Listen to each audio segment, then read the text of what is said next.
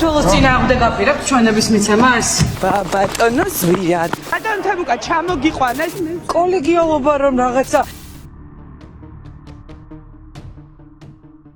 ვიდეოებით ცხოვრობთ. მე რა გითხარით? ჩვენი დადი დააზიანეთ თქვენი ორგანიზმი. თქვენ ეს კანონი რუსული არ არის? არ არის, ნამდვილად არ არის. ისი პარტნიორი დამისახელია. აბატონო, რომელიც ამბობს რომ ეს კანონი ერთადად ამბობს ფერად ბოლებს იყენებენ აქციის განსაფორმებლად, აქციის მონაწილეები.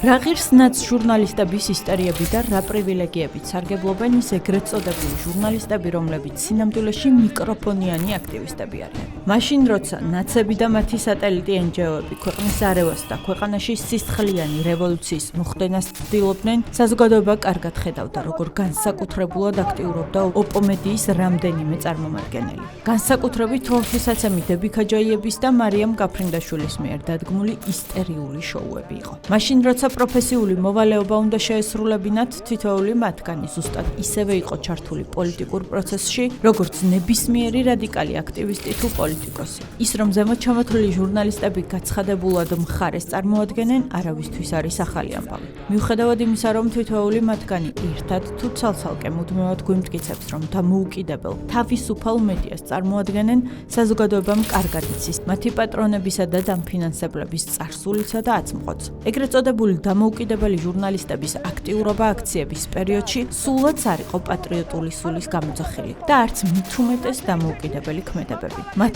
ტელეისტორიებს საკმაოდ სოლიდური ანაზღაურება აძლევს мотивაციას.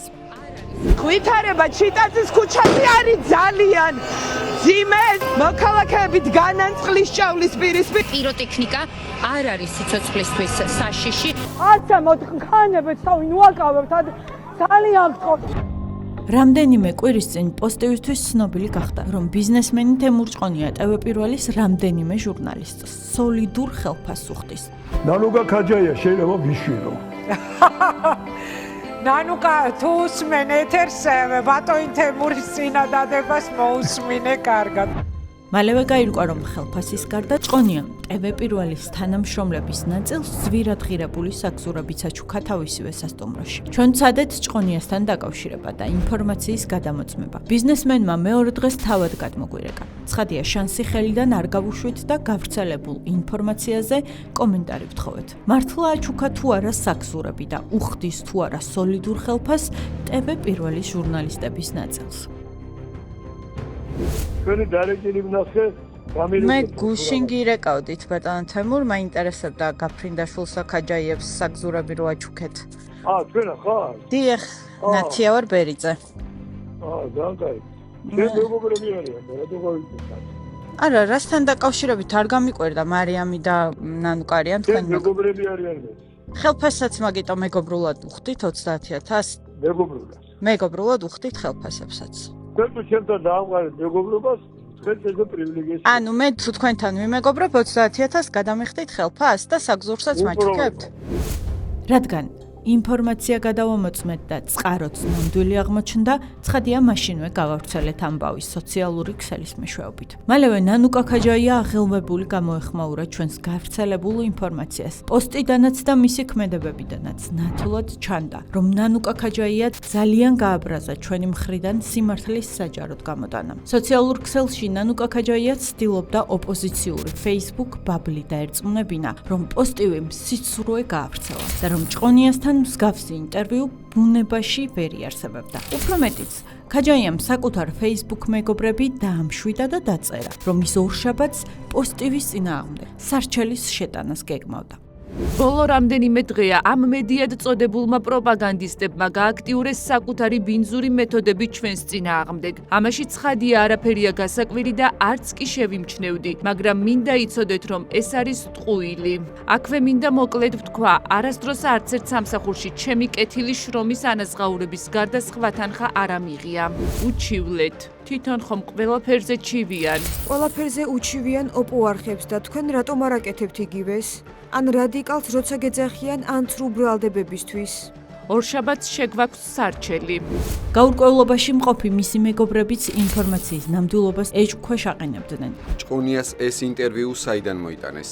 ვერ იარსებებს ბუნებაში მსგავსი ინტერვიუ მერაბ 10 თეთრი არ ამიღია ბატონი თემურისგან არასდროს. ამიტომ ჩვენ მეორე დღეს უტყუარი მტკიცებულება, ანუ თემურ ჭყონიასთან სატელეფონო საუბრის ჩანაწერი გამოვაქვეყნეთ. ხმაური მაშინვე მიწყნარდა. ქაჯაიამ თემის განვრცობა აღარ მოინდომა.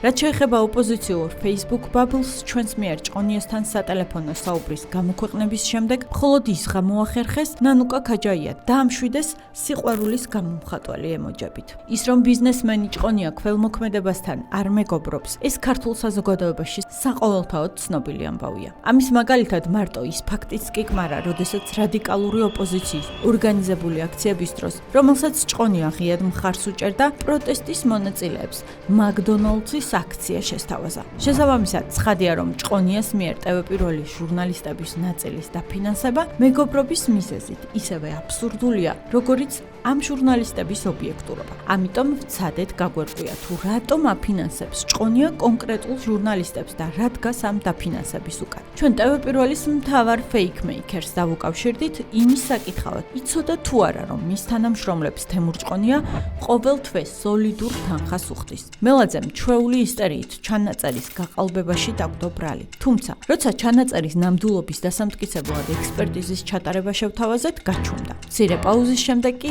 რაც გინდათ გიქნიათო მოგვაძახა და გაგვეთიშა.